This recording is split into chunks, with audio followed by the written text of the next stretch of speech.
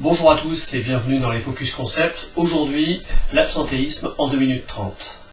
Alors, la notion d'absentéisme est étudiée par les sociologues dans le sens spécifique d'absence au travail. L'étude de l'absentéisme pose des problèmes de définition et de mesure. Avant de faire la somme des temps d'absence, il faut savoir quel type d'absence sont comptabilisés. Ainsi, par exemple, les femmes ont la réputation de s'absenter plus que les hommes. Mais si on exclut les congés de maternité, la différence paraît beaucoup plus faible. En fait, la mesure de l'absentéisme implique qu'on dispose du moyen de contrôler l'absence d'un salarié, ce qui n'est pas toujours le cas. Ainsi, telle catégorie pourra paraître plus absentéiste que telle autre, simplement parce que ces absences sont plus perceptibles.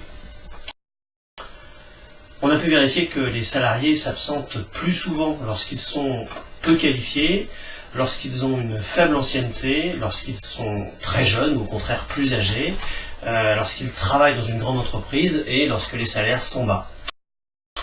Dans les études économiques, l'absence au travail est principalement appréhendée comme une perte pour l'appareil de production et comme un comportement déviant qu'il faudrait canaliser et tenter d'endiguer.